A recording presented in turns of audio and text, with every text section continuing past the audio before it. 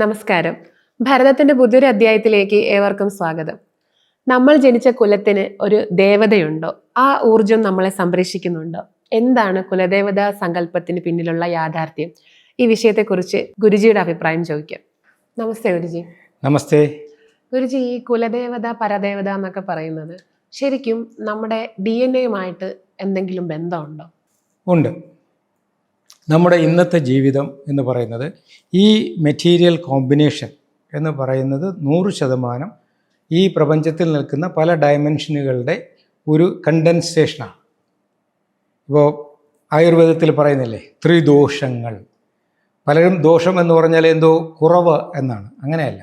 ഇപ്പോൾ ഐസ് എന്ന് പറയുന്നത് ജല തന്മാത്രകളുടെ ഒരു സംഘാതമാണ് ഐസ് എന്ന രൂപം വരുന്നത്. അതുപോലെ അനന്തമായി നിൽക്കുന്ന രൂപമില്ലാത്ത ഊർജ കണ്ടൻസ് ചെയ്ത് ഘനീഭവിച്ചിട്ടാണ് സത്യത്തിൽ ആദ്യം പ്രകാശമുണ്ടാകുന്നത്. ആ പ്രകാശം ഘനീഭവിച്ചാണ് ഇവിടെ ഈ ശബ്ദമുണ്ടാകുന്നത്. ശബ്ദം ഘനീഭവിച്ചാണ് പിന്നെ വായു, അഗ്നി, പിന്നെ ജലം, ഇങ്ങനെയുള്ള പഞ്ചഭൂതങ്ങൾ ഉണ്ടാകുന്നത്. ആ പഞ്ചഭൂതങ്ങളുടെ വീണ്ടും ഘനീഭവിച്ച ഭാവമാണ് വാതമായിട്ടും പിത്തമായിട്ടും കഫമായിട്ടും നമ്മുടെ ശരീരമായി നിലനിൽക്കുന്നത്. അതുകൊണ്ടാണ് അതിനെ ഒരു അരൂപാവസ്ഥയിൽ നിന്ന് ഒരു രൂപാവസ്ഥയിലേക്ക് മാറിയതിനെയാണ് സത്യത്തിൽ ദോഷം എന്ന് പറയുന്നത്. അത് ഒരു കണ്ടൻസേഷൻ, ഘനീഭവിക്കുക എന്നാണ് അതിൻ്റെ അർത്ഥം. അപ്പോൾ ഇവിടെ നമ്മുടെ ഈ ജീവിതം എന്ന് പറയുന്നത് എണ്ണിയാലൊടുങ്ങാത്ത തരംഗങ്ങളുടെ ഒരു ഘനീഭവിച്ച ഭാവമാണ്, കണ്ടൻസ് ചെയ്ത ഭാവമാണ് ഈ ജീവിതം. അതിൽ പ്രധാനമായി 7 ഡയമെൻഷൻ്റെ ഓർമ്മകളുമായാണ് നാം ഇപ്പോൾ ജീവിക്കുന്നത്. ഇതുപോലെ തന്നെ ഇനി അങ്ങോട്ട് 7 ഡയമെൻഷൻ്റെ സാധ്യത നമ്മിൽ കിടപ്പുണ്ട്. ആധുനിക ശാസ്ത്രം ഈ പൂർവ്വ ഡയമെൻഷൻ ആദ്യമായിട്ടുള്ള അല്ലെങ്കിൽ പാസ്റ്റ് ഡയമെൻഷൻ, അങ്ങനെ അത് 7 എണ്ണം കണ്ടെത്തിയിട്ടുണ്ട്. അതാണ് ഈ ജനറ്റിക് മെമ്മറി എന്ന് പറയുന്നത്. നമ്മുടെ ഉള്ളിൽ ജീനുകളിൽ 7 തലമുറയുടെ ഓർമ്മകളുണ്ട്. പൗരാണിക ശാസ്ത്രം പറയുന്നു അതേ ജീനുകളിൽ തന്നെ ഇനി വരാൻ പോകുന്ന 7 ജീവിതത്തിൻ്റെയും ഓർമ്മകൾ അടങ്ങിയിട്ടുണ്ട്. അതുകൊണ്ടാണ് ഇതിനെ 7 14 ലോകങ്ങൾ എന്ന് പറയുന്നത്. ഈ യോഗമാർഗത്തിൽ സഞ്ചരിക്കുന്ന ഒരു വ്യക്തി എന്നുള്ള നിലയ്ക്ക് എനിക്കുറപ്പിച്ച് പറയാം, ആചാര്യന്മാരും ശാസ്ത്രജ്ഞന്മാരും പറഞ്ഞിരിക്കുന്ന ആ കാര്യം ശരിയാണ്. നമ്മുടെ ജീനുകളിൽ ഈ പൂർവ്വ ജന്മങ്ങളുടെ ഓർമ്മകൾ, അതിനെയാണ് പൂർവ്വ പിതാക്കന്മാർ എന്നൊക്കെ നമ്മൾ പറയുന്നത്. ഇപ്പോൾ ഈ ബലി ഇടുന്നതൊക്കെ അതുകൊണ്ടാണ്. സത്യത്തിൽ അതൊരു ആശയത്തെ, ഈ പറയുന്ന മനോമണ്ഡലത്തിലെ ഓർമ്മകളെ സജീവമായി നിലനിർത്താനും അതിനെ എങ്ങനെ കൈകാര്യം ചെയ്യണം എന്നും ബോധിപ്പിക്കാൻ വേണ്ടിയാണ് ഈ ബലിതർപ്പണം പോലുള്ള ശ്രാദ്ധക്രിയകളെ ഈ ആചാര രൂപത്തിൽ നമുക്ക് അവതരിപ്പിച്ചിരിക്കുന്നത്. പൊതുവെ പറയാറുണ്ട് ഈ കുലദേവത ശാപം, അതായത് നമുക്ക് നമ്മുടെ കുലദേവത ആരാണെന്ന് അറിയില്ല. അപ്പോൾ അങ്ങനെ വരുമ്പോഴത്തേക്ക് നമ്മൾ അതിന് വേണ്ടിയിട്ടുള്ള പൂജകളൊന്നും ചെയ്തില്ലെങ്കിൽ അത് ശാപം ഉണ്ടാവും എന്നൊക്കെ പൊതുവെ പറഞ്ഞു കേൾക്കാറുണ്ട്. ഇതിന് പിന്നിലുള്ള സത്യം എന്താണ്? ഇവിടെയും ഈ കുലദേവത, ശാപം, പിന്നെ അനുഗ്രഹം, ഇതെല്ലാം നമ്മുടെ മനസ്സിലാണ്. ഇവിടെയാണ് ഏറ്റവും വലിയൊരു കോംപ്ലിക്കേഷൻ ഉള്ളത്. ബാഹ്യമായി നാം അനുഭവിക്കുന്ന എല്ലാം നമ്മുടെ തന്നെ മനസ്സിൻ്റെ സൃഷ്ടിയാണ്. ശങ്കരാചാര്യർ വളരെ വ്യക്തമായിട്ട് അതുകൊണ്ടാണ് ഈ രീതിയിൽ അത് അവതരിപ്പിച്ചത്. ദൃശ്യം ദർപ്പണമാത്രേണ. നിങ്ങളുടെ ഈ പ്രപഞ്ചം എന്ന് പറയുന്നത് നിങ്ങളുടെ തന്നെ മനസ്സ് പ്രതിഫലിപ്പിക്കുന്നതാണ്. ഒരു കണ്ണാടിയിൽ കാണുന്നത് പോലെയാണ് നിങ്ങളുടെ ഈ പ്രപഞ്ചം. അപ്പം നിങ്ങളുടെ ഇമേജ് നിങ്ങൾ കാണുന്നത് കണ്ണാടിയിലല്ലേ? പക്ഷെ കണ്ണാടി അല്ലല്ലോ നിങ്ങളുടെ യാഥാർത്ഥ്യമാണ്, അല്ലെങ്കിൽ യഥാർത്ഥ ശരീരമാണ് കണ്ണാടിയിൽ നിങ്ങളുടെ പ്രതിബിംബമായി കാണുന്നത്. ഇതുപോലെ ഈ പ്രപഞ്ചം എന്ന് പറയുന്നത് ആന്തരികമായുള്ള അനുഭവങ്ങളുടെ ഒരു ബാഹ്യ പ്രകടനമാണ്. അപ്പോൾ നമ്മുടെ ഈ കുലദേവത എന്ന് പറയുന്ന സങ്കല്പം നമ്മുടെ മനസ്സിലാണ്. നമ്മുടെ പൂർവ്വ പിതാക്കന്മാരെക്കുറിച്ചുള്ള ഓർമ്മകൾ, ജനറ്റിക് മെമ്മറി, അതാണ് യഥാർത്ഥത്തിൽ നമ്മുടെ ഇന്നത്തെ മനസ്സിനെയും ശരീരത്തെയും പ്രവർത്തിപ്പിക്കുന്നത്. ഒരു സംശയവുമില്ല. പക്ഷേ അതിനെ എങ്ങനെ കൈകാര്യം ചെയ്യണം എന്ന് ഗുരുക്കന്മാർ ആയിരക്കണക്കിന് വർഷങ്ങൾക്ക് മുമ്പ് അവതരിച്ച അല്ലെങ്കിൽ അനുഭവപ്പെട്ട ആ ശാസ്ത്ര സത്യങ്ങളെ ഇന്നും എങ്ങനെയാണ് സജീവമായി അവർ നിലനിർത്തിയത്? ഇത്തരം ആചാരാനുഷ്ഠാനങ്ങളിലൂടെ. പക്ഷേ നമ്മുടെ ബുദ്ധിക്കുറവ് കൊണ്ട് എന്ത് പറ്റി? ഈ ആചാരാനുഷ്ഠാനങ്ങൾക്കകത്തുള്ള ആശയത്തെ നിഷ്കരുണം തള്ളിക്കളഞ്ഞു. എന്നിട്ട് അതിൻ്റെ ബാഹ്യമായ പ്രകടനങ്ങളിലും അതിന്മേലുള്ള അവകാശവാദങ്ങളിലും പിന്നെ ചില സൂത്രവിദ്യകളിലുമായി എല്ലാം എളുപ്പത്തിൽ നേടണം എന്ന ഒരു ബോധം നമുക്ക് ഈ അടുത്ത കാലത്താണ് ഉണ്ടായത്. പഴയ കാലത്ത് ധാർമ്മിക ബോധം എന്നൊരു ബോധം ഉണ്ടായിരുന്നു. ഇന്ന് ആർക്കെങ്കിലും അറിയാമോ എന്താണ് ഈ ധാർമ്മിക ബോധം? ഇല്ല. കാരണം അതിൻ്റെ ആവശ്യമില്ല. എല്ലാം കാശ് കൊടുത്ത് മേടിക്കാം. കമേഴ്സ്യലൈസ്ഡ് ലൈഫ്. അത് ഒരു വൈദേശിക ആധിപത്യത്തിൻ്റെ ഉപോൽപ്പന്നമായിട്ട് നമ്മിൽ അടിഞ്ഞു കൂടിയ ഒരു അബദ്ധമാണ്, അപകടമാണ്. അതുകൊണ്ട് ഇനിയെങ്കിലും മനുഷ്യൻ ചിന്തിക്കണം. എല്ലാം നമ്മുടെ മനസ്സിലാണ്. ആ മനസ്സിനെ എങ്ങനെ മയപ്പെടുത്തണം, എങ്ങനെ നിയന്ത്രിക്കണം എന്നുള്ളതിൻ്റെ ഒരു ഗൈഡ് ലൈൻസാണ് ആചാര അനുഷ്ഠാനങ്ങളായി നമ്മെ പഠിപ്പിച്ചിരിക്കുന്നത്. അപ്പോൾ കുലദേവത എന്ന് പറഞ്ഞാൽ എൻ്റെ അച്ഛൻ, അച്ചാച്ചൻ, അപ്പൂപ്പൻ, മുത്തച്ഛൻ, മുതുമുത്തച്ഛൻ, അങ്ങനെ പോകും. അമ്മ, അമ്മാമ്മ, അമ്മുമ്മ, മുത്തശ്ശി, മുതുമുത്തശ്ശി, ഇങ്ങനെ പോകും. ഇവരോടെല്ലാം നമുക്ക് നിർവചിക്കാൻ കഴിയാത്ത ഒരു ആർദ്രത ഭാവമില്ലേ? എൻ്റെ അമ്മയും അമ്മാമ്മയും അമ്മൂമ്മയൊക്കെ എൻ്റെ മനസ്സിൽ വരുമ്പോൾ എനിക്ക് വല്ലാത്തൊരു കുളിരാണ്. എന്തേ? അതാണ് എൻ്റെ ഉണ്മ, അതാണ് എൻ്റെ സത്യം. അതിനെ എങ്ങനെയാണ് ഞാൻ കൈകാര്യം ചെയ്യേണ്ടത്? You are what you know and you are what you think. നിങ്ങൾ എന്തറിയുന്നോ അതാണ് നിങ്ങൾ. നിങ്ങൾ എന്ത് ചിന്തിക്കുന്നോ അതാണ് നിങ്ങൾ. നിങ്ങളുടെ ആ അച്ഛനപ്പൂപ്പന്മാരെക്കുറിച്ച് അല്ലെങ്കിൽ ആ ഒരു നിലനിൽപ്പിനെ, സത്യത്തെക്കുറിച്ച് നിങ്ങൾ നന്മയോടുകൂടി ചിന്തിച്ചാൽ എന്തു പറ്റും? നിങ്ങളിൽ ആ നന്മഭാവം പുറത്തു വരും. അവരെ ഒരു കളിയാക്കലിലൂടെയോ അല്ലെങ്കിൽ വിഡ്ഢികളാണെന്നോ പ്രാചീനരാണെന്നോ മണ്ടന്മാരാണെന്നോ ഒക്കെ നിങ്ങൾ ചിന്തിച്ചാൽ സത്യത്തിൽ മണ്ടന്മാരും പ്രാചീനന്മാരും ആകുന്നത് ആരാ? നമ്മൾ തന്നെയാണ്. ഇത് മനസ്സിലാക്കുക. കുലദേവതയ്ക്ക് നിങ്ങളെ ശപിക്കാൻ കഴിയില്ല. നിങ്ങളെ ശപിക്കണമെങ്കിൽ ലോകത്തൊരാളിനെ കഴിയൂ. ആർക്കാണത്? നമുക്ക് മാത്രമേ നമ്മെ ശപിക്കാൻ കഴിയൂ. ഇനി നമുക്കൊരു വരം തരണം, ഒരു അനുഗ്രഹം തരണം. ലോകത്ത് ആർക്കെങ്കിലും കഴിയുമെങ്കിൽ അത് നമുക്ക് മാത്രമാണ്. അങ്ങനെ അല്ല, മേഘത്തിന് മുകളിൽ ആരോ ഇരിപ്പുണ്ട്, അവർ നിങ്ങളെ സഹായിക്കും, ദേ ഞാൻ അല്പം പൂജകൾ ചെയ്യാമെന്ന് ആരെങ്കിലും അവകാശപ്പെടുന്നെങ്കിൽ ഉറപ്പിച്ചോളൂ, ആ മനുഷ്യൻ ഈ ആശയത്തെ, നിങ്ങളുടെ ഭയത്തെ വിൽക്കാൻ ശ്രമിക്കുന്ന വ്യക്തി ആയിരിക്കും എന്നുറപ്പാണ്. അതിനർത്ഥം ഇത് കൈകാര്യം ചെയ്യുന്നവരെല്ലാം വിഡ്ഢികളാണെന്നോ കള്ളന്മാരാണെന്നോ അല്ല. ഇതൊക്കെ പ്രതിനിധാനം ചെയ്യുന്നവർ ആ ഓരോ അറിവിൻ്റെയും വക്താക്കളാണ്. നിങ്ങൾക്കവരെ സമീപിക്കാം. അവരിൽ നിന്നല്ല പ്രയോജനം നിങ്ങൾക്ക് കിട്ടുന്നത്, അവരിൽ നിന്ന് സജഷൻസ് കിട്ടും. ഇപ്പോൾ ഒരു ഡോക്ടറെ അടുത്ത് നമ്മൾ പോകുന്നത്, ഡോക്ടർ കള്ളനായതുകൊണ്ടാണോ നാം ഡോക്ടറെ അടുത്ത് പോണത്? അല്ല, അദ്ദേഹം പഠിച്ച വിദ്യ അത് ചികിത്സയാണ്. ആ ചികിത്സ അനുഭവത്തിൽ നിന്ന് നിങ്ങളുടെ രോഗലക്ഷണത്തെ കണ്ടെത്താനും നിങ്ങൾക്ക് വേണ്ട ഉപദേശ നിർദ്ദേശങ്ങൾ തരാൻ അദ്ദേഹത്തിന് കഴിയും. എന്നാൽ തീരുമാനം ആരെടുക്കണം? നമ്മളെടുക്കണം. നമുക്ക് തീരുമാനമെടുക്കാൻ അറിയില്ലെങ്കിൽ പൂർണ്ണമായി നാം അദ്ദേഹത്തിൻ്റെ അടിമയാണ്.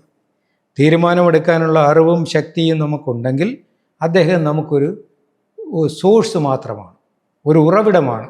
എവിടെ? അറിവിൻ്റെ. So suggestions can come from outside, decision should come from within.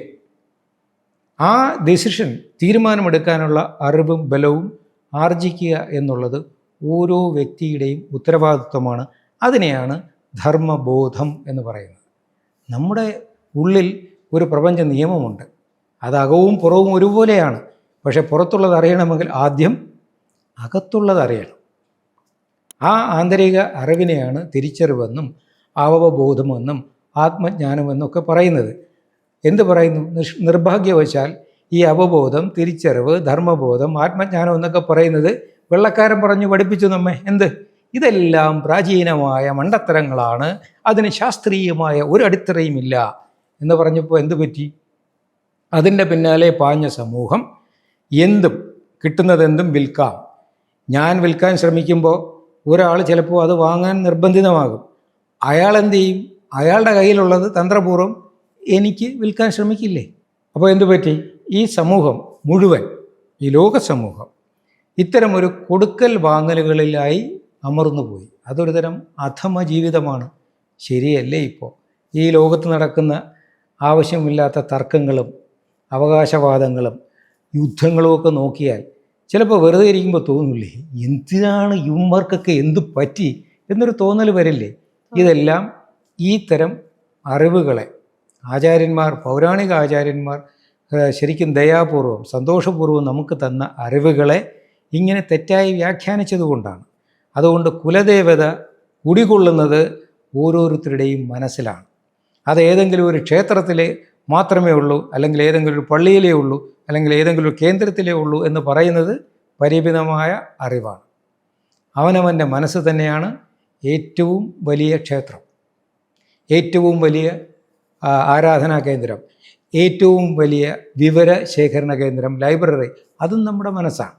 So മനസ്സിനെ അറിയുക, ആ ആഴത്തിലേക്ക്, മനസ്സിൻ്റെ ആഴങ്ങൾ അറിയാനുള്ള ഉപാധികളാണ് ഈ ബാഹ്യമായി കാണിച്ചിരിക്കുന്നതെല്ലാം. അതിനെ ഓരോന്നിനെയും യുക്തിപൂർവം ബുദ്ധിപൂർവം ഉപയോഗിക്കുക, നമ്മുടെ ആഴങ്ങളിലേക്ക്, സത്യത്തിലേക്ക് ഊളിയിട്ട് പോവുക. അതാണ് നാം ചെയ്യേണ്ടത്. ഗുരുജി പറഞ്ഞു ആത്മജ്ഞാനം നേടാത്തതാണ് ഇന്നത്തെ സമൂഹത്തിന്റെ പ്രശ്നമെന്ന്.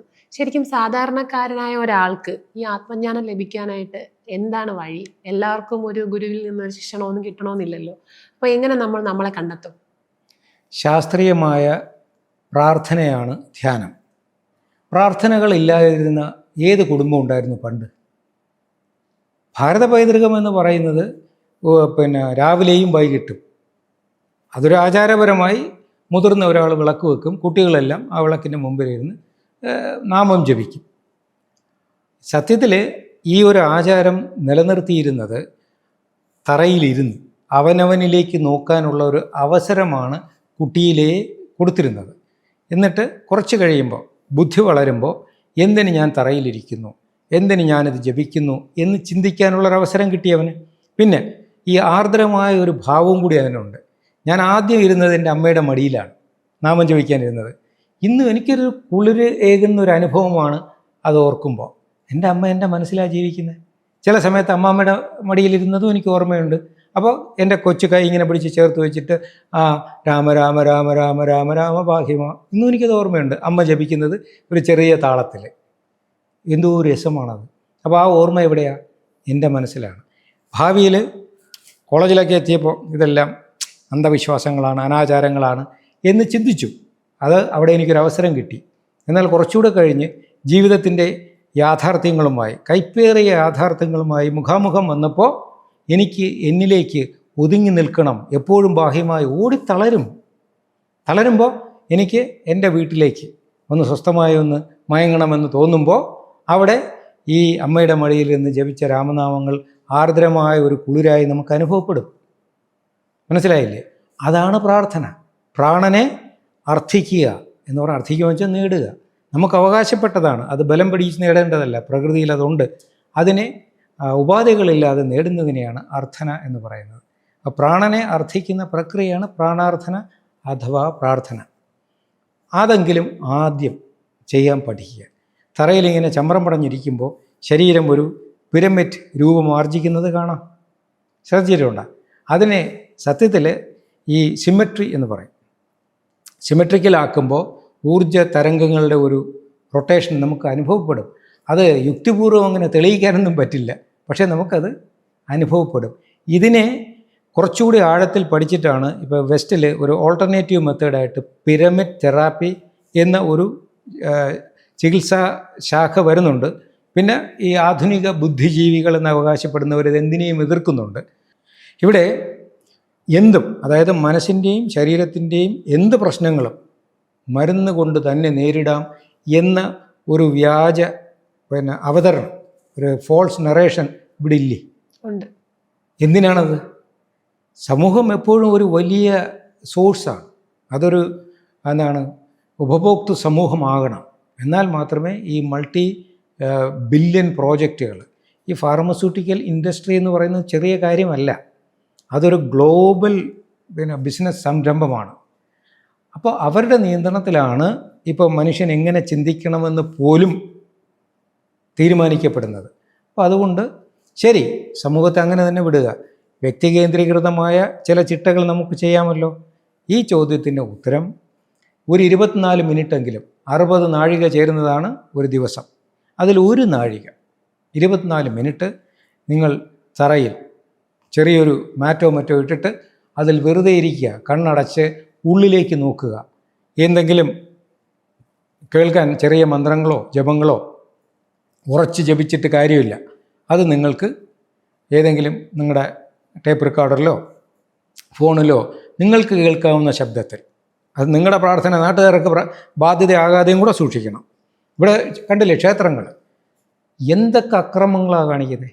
അവിടെ ക്ഷേത്രത്തിൽ ഇങ്ങനെ ലോകം ആ ഗ്രാമം മുഴുവൻ കേൾക്കുന്ന രീതിയിൽ ഉച്ചഭാഷണികൾ വെച്ച് ഏതെങ്കിലും പാട്ടൊക്കെ ഇടും. എന്നിട്ട് ഇതിനകത്ത് സംസാരിക്കുന്നവർ അലറി വിളിക്കും. ശ്രദ്ധിച്ചിട്ടുണ്ടോ? ഈ അമ്പലപ്പറമ്പുകളിലോ അല്ലെങ്കിൽ ഉത്സവപ്പറമ്പുകളിലോ അല്ലെങ്കിൽ ക്ഷേത്ര അങ്കണങ്ങളിലോ ഈ വലിയ ശബ്ദത്തിൽ പാട്ട് വച്ചിട്ട് അടുത്ത് നിൽക്കുന്നവൻ സംസാരിക്കുന്നത് നിലവിളിക്കുന്ന രീതിയിലാണ്. കാരണം ആ ഉച്ചഭാഷണിയിലെ ശബ്ദത്തേക്കാൾ പറഞ്ഞല്ലേ ഇവർക്കിത് കേൾക്കാൻ പറ്റൂ. ഇത്ര അധമ പ്രവൃത്തിയാണ് ഈ ആൾക്കാർ ചെയ്യുന്നത്. എന്തിനാ? എൻ്റെ ഭക്തി നാട്ടുകാർ മുഴുവൻ കാണുന്നു എന്ന പ്രകടിപ്പിക്കാനുള്ള ഒരു ത്വരയാണ്. ഉള്ളിലൊന്നുമില്ല, ബാഹ്യമായിട്ട് ഇങ്ങനെ കാണിക്കാൻ ശ്രമിക്കുമ്പോഴുണ്ടാകുന്ന അങ്കലാപ്പാണ് ആധുനിക മനുഷ്യൻ്റെ ഏറ്റവും വലിയ അപകടം. മനസ്സിലാവുന്നുണ്ട്? അപ്പോൾ അതുകൊണ്ട് പ്രകടമാക്കേണ്ടതല്ല, ശരിക്കും പരുവപ്പെടേണ്ടതാണ് ഭക്തി. അത് സൗമ്യവും നിശബ്ദവുമായിരിക്കണം. ചെറിയ ശബ്ദത്തിൽ നിങ്ങൾക്ക് ആവശ്യമുള്ള ഏതെങ്കിലും ഇഷ്ടപ്പെട്ട, എല്ലാത്തിനും ഒരു മൂർത്തിയുണ്ടല്ലോ, നമുക്ക് ആന്തരികമായ ചേർച്ചയുള്ള ആർദ്രമായ അനുഭവം തരുന്ന ഏതെങ്കിലും ഒരു മൂർത്തിയുടെ ഒരു സങ്കല്പം, ഒരു പാട്ടോ അല്ലെങ്കിൽ ഒരു കീർത്തനമോ ഒരു മന്ത്രമോ ഏതെങ്കിലും നിങ്ങൾക്ക് കേൾക്കാവുന്ന ശബ്ദത്തിലിടുക. നിശബ്ദമായിരിക്കുക. അത് ഒരു 24 മിനിറ്റ് എങ്കിലും അതേ ഇരിപ്പിരിക്കാൻ ശ്രമിക്കുക. നിശ്ചല തത്വേ ജീവൻ മുക്തി എന്നാണ്. മുക്തി എന്ന് പറഞ്ഞാൽ മരിച്ചതിന് ശേഷം കിട്ടുന്ന സ്വർഗത്തിൽ പോക്കൊന്നുമല്ല. മുക്തി എന്ന് പറഞ്ഞാൽ മോക്ഷം അല്ലെങ്കിൽ ലിബറേഷൻ, വിടുതൽ. എനിക്കൊരു നടുവേദന ഉണ്ടെങ്കിൽ ആ നടുവിൻ്റെ വേദനയിൽ നിന്നുള്ള മുക്തിയാണ് എനിക്ക് ആദ്യം വേണ്ടത്. ഒരു തലവേദന ഉണ്ടെങ്കിൽ തലവേദനയിൽ നിന്നുള്ളൊരു മുക്തിയാണ് എനിക്ക് വേണ്ടത്. ഇതെല്ലാം എവിടെ നിന്നാണ് തുടങ്ങേണ്ടത്? നമ്മുടെ മനസ്സിൽ നിന്നാണ്. അപ്പോൾ അതുകൊണ്ട് എല്ലാ ദിവസവും ഇരിക്കുക, ഒരു 24 മിനിറ്റെങ്കിലും ഇത് കേട്ടുകൊണ്ട് ശ്രദ്ധിച്ചുകൊണ്ടിരിക്കുക. അതാണ് ആരംഭം. ഇതിനെയാണ് പ്രാണാർത്ഥന അഥവാ പ്രാർത്ഥന എന്ന് പറയുന്നത്. ഇനി വീണ്ടും മുന്നേക്ക് ഒരു അല്പം കൂടെ ഉയർന്ന തലത്തിലേക്ക് പോകണമെങ്കിൽ ധ്യാനം ശാസ്ത്രീയമായി പരിശീലിച്ച ഏതെങ്കിലും ഒരു ആചാര്യനെ കണ്ടെത്തി അവരിൽ നിന്ന് ശാസ്ത്രീയമായി പഠിച്ചിട്ട് പ്രാണായാമത്തിലൂടെ നിങ്ങൾക്ക് മനസ്സിനെ നിയന്ത്രിക്കാം. മനസ്സിനെ നിയന്ത്രിക്കാൻ നിങ്ങൾ പഠിച്ചാൽ നിങ്ങൾ നിങ്ങളുടെ ജീവിതത്തെ മുഴുവൻ നിയന്ത്രിക്കും. അങ്ങനെ വരുമ്പോൾ ഈ തരം ആചാരങ്ങൾക്കുള്ളിലെ ആശയങ്ങളെ നമുക്ക് അകക്കണ്ണുകൊണ്ട് അറിയാൻ കഴിയും. അതാണ് 6-ാം ഇന്ദ്രിയം. അങ്ങനെ അറിയുമ്പോൾ അറിവ് ഒരു അനുഭവമായി മാറും. അത് അവതരിപ്പിക്കാനുള്ളതല്ല, അനുഭവിക്കാനുള്ളതാണ് എന്ന് ബോധ്യം വരികയും ആ ആനന്ദത്തിൽ നമുക്ക് ജീവിക്കാൻ കഴിയുകയും ചെയ്യും. നിങ്ങളുടെ കുലദേവതയെ ഗുരുജിയുടെ വാക്കുകളിലൂടെ നിങ്ങൾ തിരിച്ചറിഞ്ഞു എന്ന് വിശ്വസിക്കുന്നു. മറ്റൊരു വിഷയവുമായി വീണ്ടും കാണാം. നന്ദി, നമസ്കാരം. നമസ്തേ. കാലം മറച്ചുപിടിച്ച ഭാരതീയ പൈതൃകത്തിന്റെ വിസ്മയങ്ങളിലേക്ക് ഒരു തിരിഞ്ഞുനോട്ടം. വരും തലമുറയ്ക്കായി നമ്മുടെ പൗരാണിക അറിവുകളുടെ ആഴം വെളിപ്പെടുത്തുകയാണ് ഭരതം എന്ന ഈ പരമ്പരയിലൂടെ. ഈ ശ്രമത്തിൽ പങ്കാളികളാകാൻ ഇന്റിമസി യൂട്യൂബ് ചാനൽ സബ്സ്ക്രൈബ് ചെയ്യുക. നിങ്ങളുടെ പ്രോത്സാഹനമാണ് ഞങ്ങളുടെ ഊർജം.